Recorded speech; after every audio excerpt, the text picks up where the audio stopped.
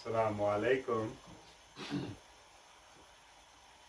So I just had a few minutes this evening, and I thought I'd respond to a request I had concerning the type of lighting that we use.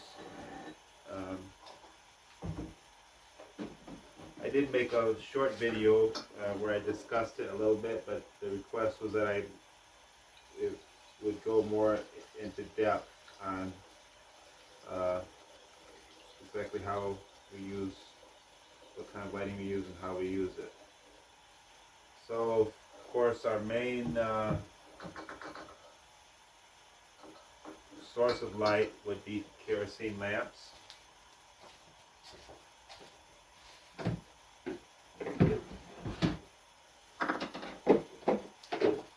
I would say we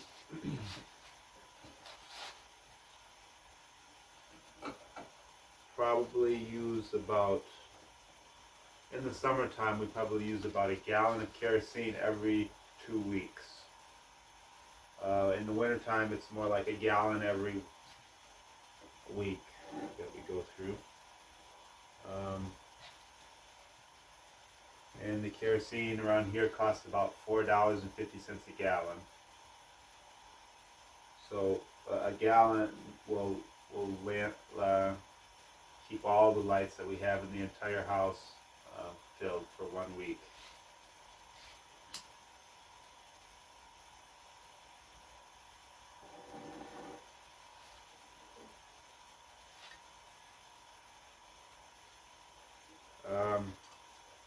It's really not a whole lot to these. You just have a wick and your tank with the fuel in it and your glass, which makes the light brighter. Few tips I would say on using these lamps. If you're looking, most of the lamps that I got were used. I got them used at an estate sale or a yard sale, or they were handed down from my parents or grandparents to me. I would say the main thing to look for when you're buying lamps would be the width of your wick. You want a wick that is, the wider the wick, the brighter the light will be. So you want a wick that is at least an inch and a quarter or so wide.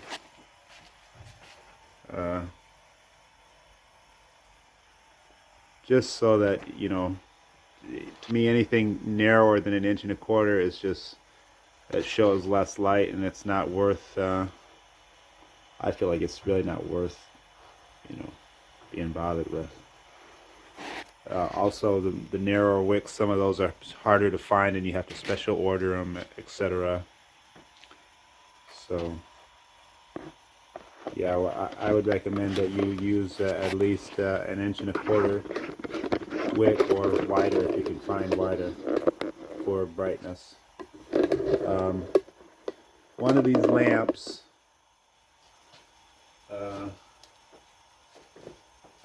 has a brightness of 100 candles. So we don't really use a lot of candles. Mostly candles we use just for kind of like a novelty type thing, or like scented candles to make the house smell good. But as far as lighting, we don't really use candles. They don't really produce enough light to make it worthwhile.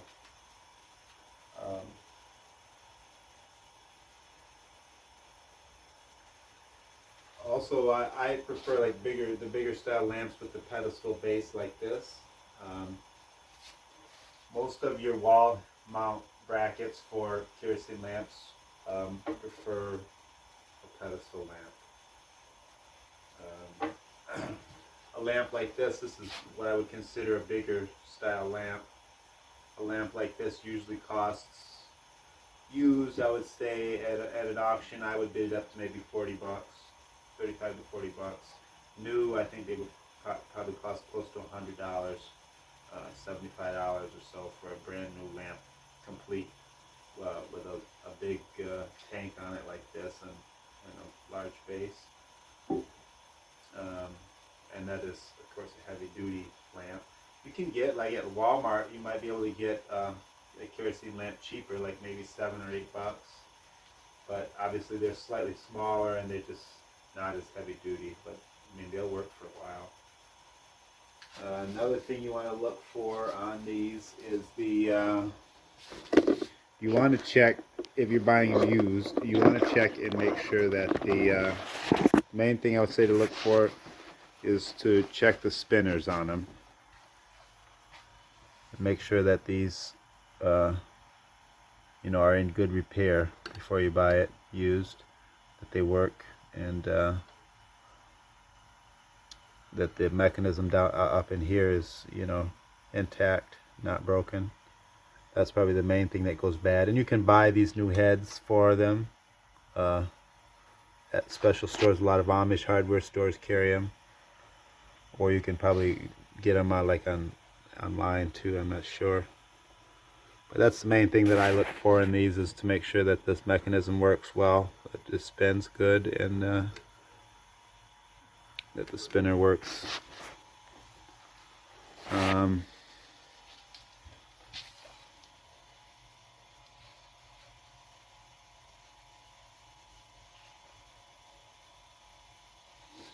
I would say another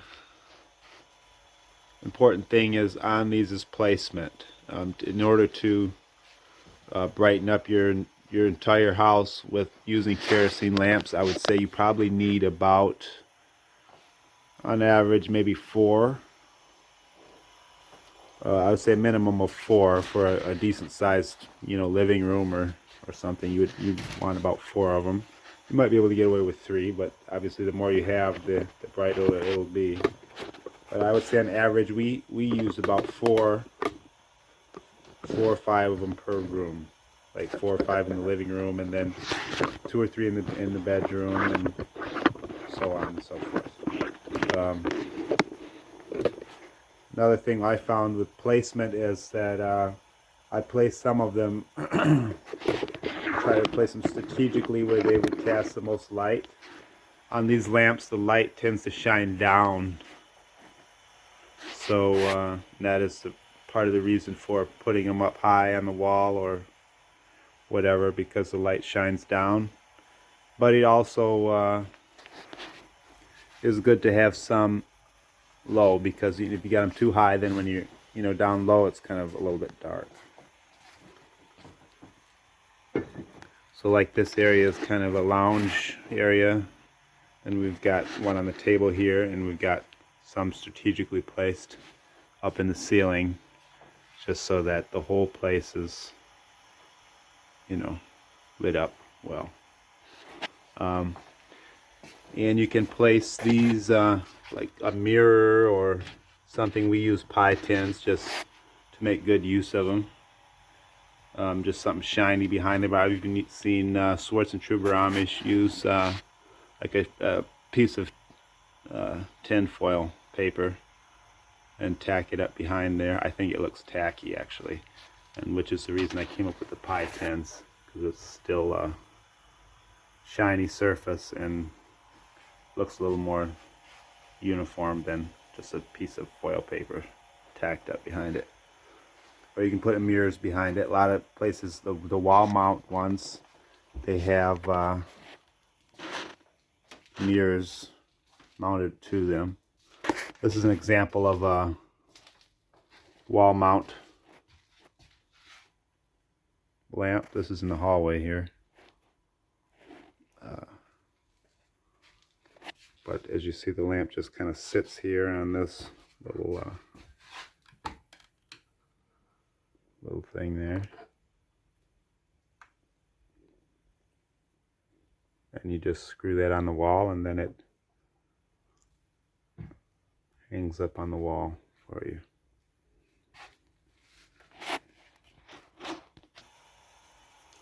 Another very important thing is for these to have the maximum brightness, you want to paint your walls white, preferably with a high gloss,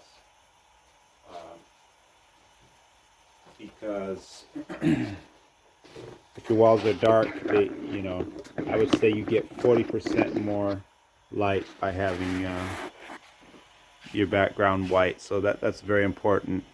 You'll notice in conservative homes of Amish and Mennonites that use kerosene lamps, they always paint the walls and the ceiling white, and that is to help with reflecting the light.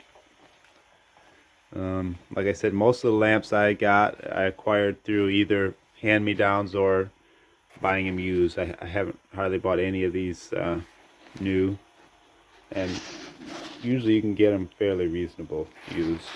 This one here is a special lamp to me. This was belonged to our grandmother, and when she passed, it was passed down to us. So this lamp is really old. It's probably the oldest lamp I got. But it's kind of a novelty lamp with the blue tinted glass. So we don't use it a lot. Mostly we just light it up when we have company or something, just as a conversation piece. But that's my special lamp that I guard with my life.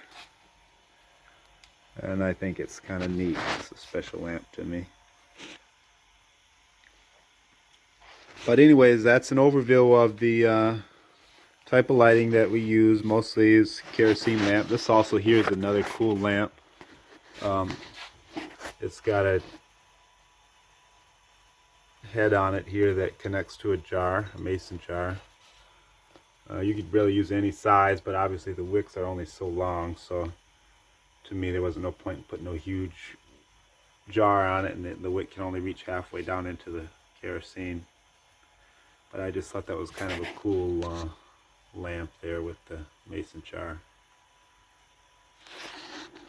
Other than that, we use pressurized gas lamps.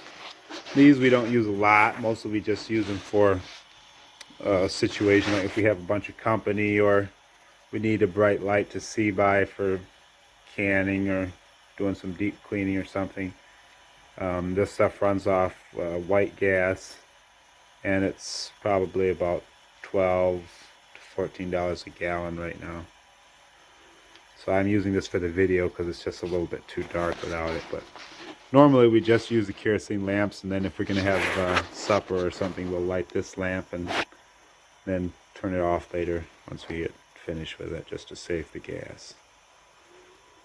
And these lamps work pretty simple. It's just a matter of pumping it up and lighting it, just like any Coleman lamp. We don't use propane lights. We pretty much just stick with pressurized gas or kerosene lamps, just to keep it kind of more old-fashioned, I guess. And I'll show you here in a minute. I got some wicks that I bought here. Last time I went to the buggy shop, the buggy repairman carries these wicks, and I think they're $3.50 for this pack, and it has 4 mantles in it. So these are the cheapest. I think at Walmart you can get a 2-pack for about $3.50.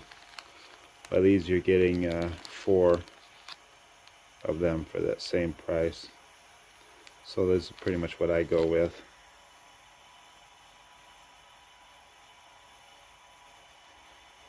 And I'll show you here in just a second how I use these. So these are just your pressurized white gas lamps. And these are what we use outside in the barn. Like if we need a bright light to see or something, then this is what we would use. This is something portable to carry around. This lamp here is, and I probably have a half a dozen or so of these that I carry around or use in the barn for at night when I need to see bright. And this one here, this is a Hippolyte. This one is actually a kerosene pressurized lamp. I haven't seen a lot of these before, I guess they are originally manufactured in Panama or Venezuela or something like that. Um, but they run off kerosene, so I'm hoping that they'll actually be that one will be cheaper to use than these. But we'll find out. I haven't used it yet.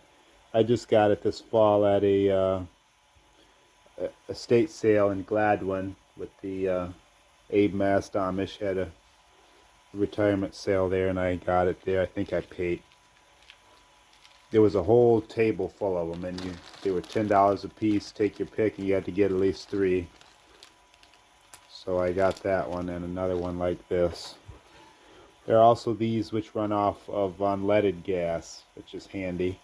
But I think the unleaded gas doesn't burn quite as bright as the white gas. It's just something to keep in mind in regards to that.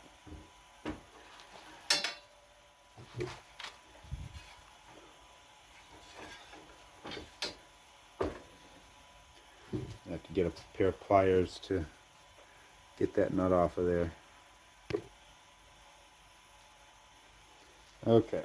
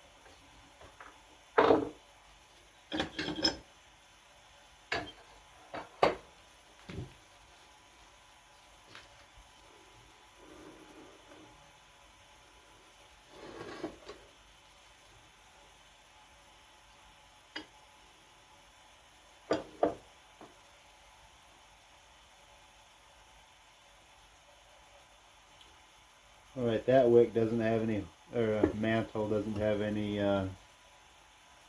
major holes in it, so I think I can save that one. Try to. These things obviously are very fragile, so if you've never used one, they're really fine until you light them, and then they become just like, they'll crumble when you touch them.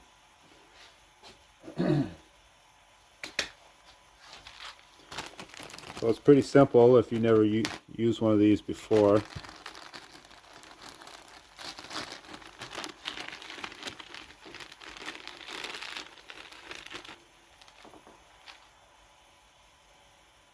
that's what they look like when they come out of the package before you light them.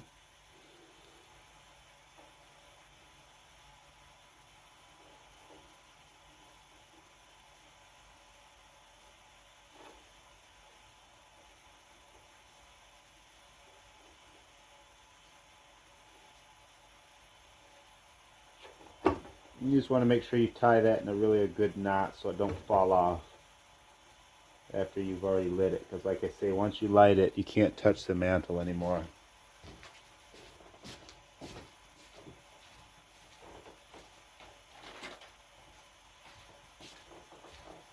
So yeah, usually I just tie a couple knots in it like I did, and then the excess I trim off with scissors.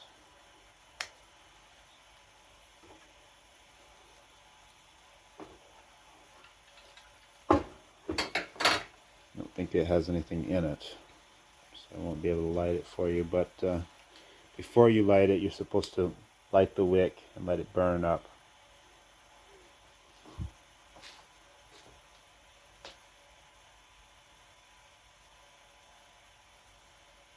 And once it burns up, it's ready to go.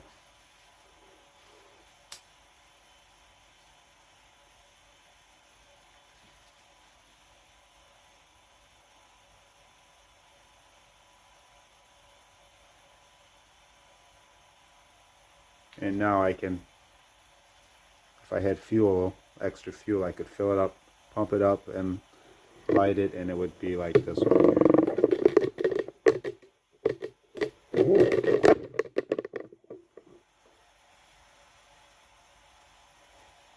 I'm not sure what wattage they produce, but I think it's close to 100 watts. They're pretty bright. But obviously in the summertime they do get a little hot too. So that's another issue to keep in mind.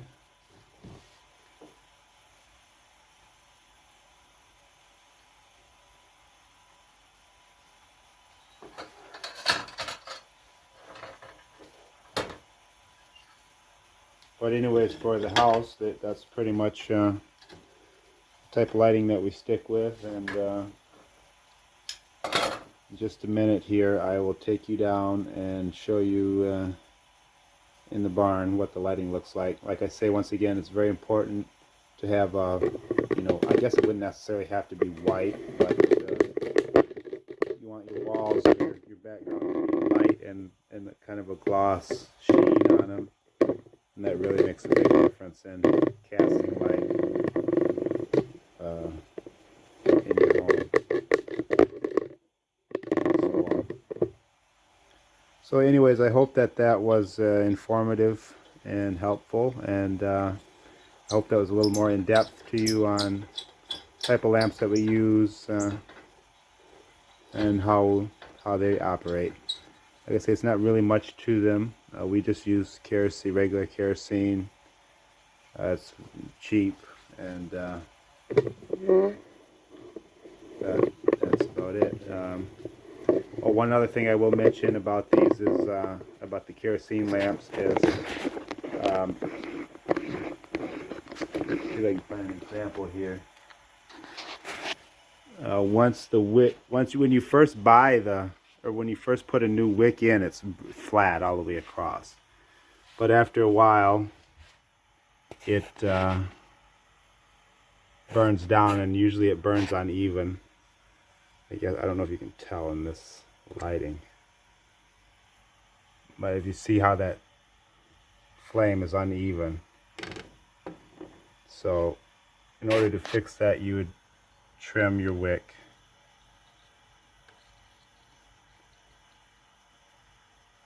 So that the surface of the light is, you know, all the way across. And that will also help with the brightness of your lamp. If you look at this one up here, is a good example. I guess it doesn't really show up in the camera, but anyways, when the wick becomes too crooked, I will take a pair of scissors and try to, you know, cut the wicks flat across as even as possible, and that will also increase the brightness of your lamp. Just another tip to keep in mind.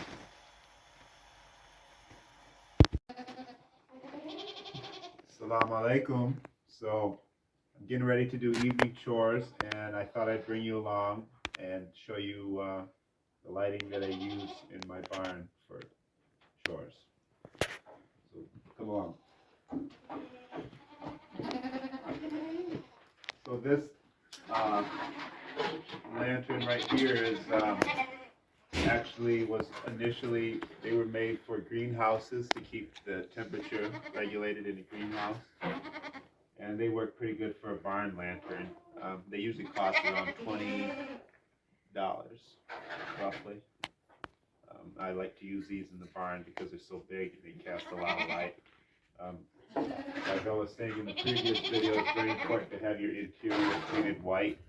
I haven't completely finished this, but when I'm done, I intend to paint this whole interior white, so that way these lights will be brighter.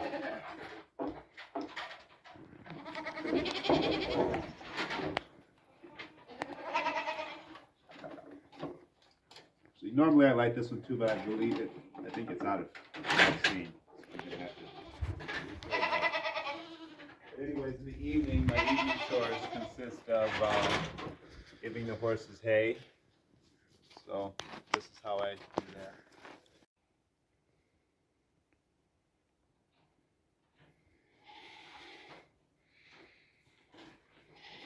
since I don't do my own hay, I usually buy round bales because they seem to be the cheapest way to go, most cost efficient.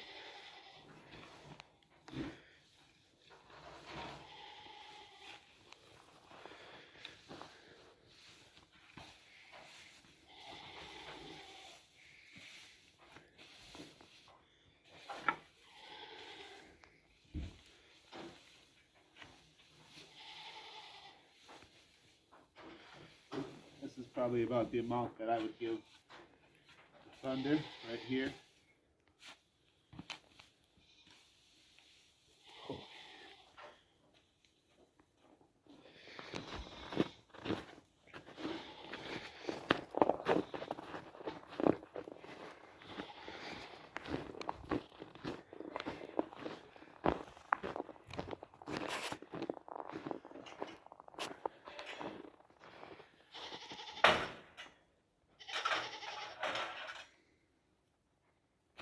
Somebody was asking about the tractor. Do we use it, and what is it used for? Mostly we use it for the PTO to run the elevator up into the barn when we put hay up there. But it's actually not even running right now. But we don't use it for farming. We try to just use the horses for farming. So hopefully that answers that question.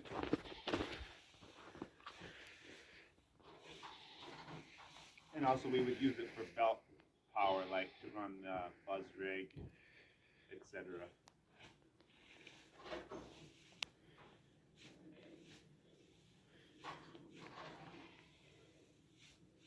This is about what I would put in the goat pen. First stall is just all my young does. So this is about what I give them every day, evening.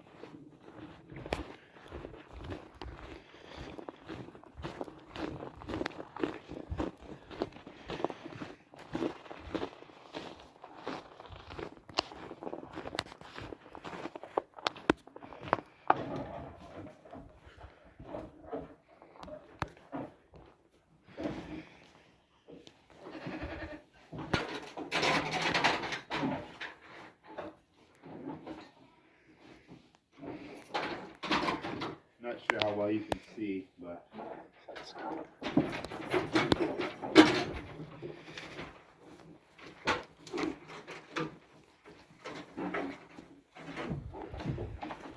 next we'll get hay for Prince and Amir.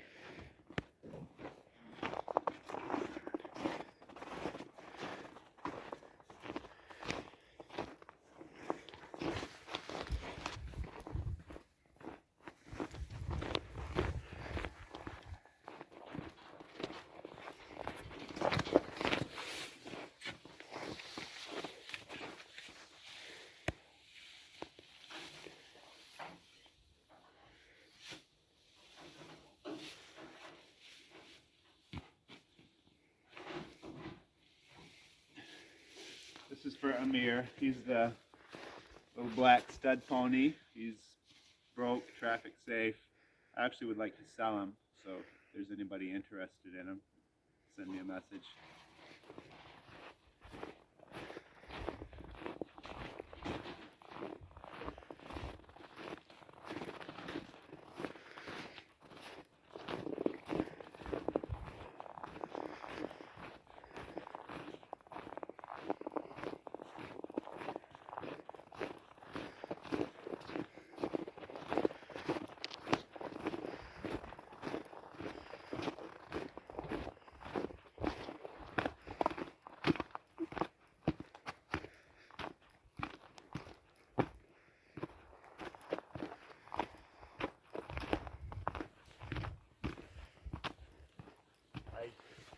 Feed him in two separate spots because he doesn't get along very well with Prince. They kind of bicker a little bit, so it makes it easier if I put two spots so they can eat separate and they don't fight as much. He's a great pony. He's just a little bit smaller than what I need.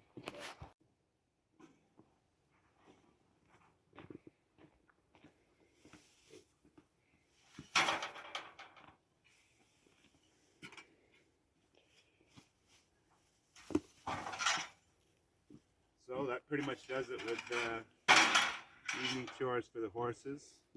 The last thing I have to do is just bring them outside. So.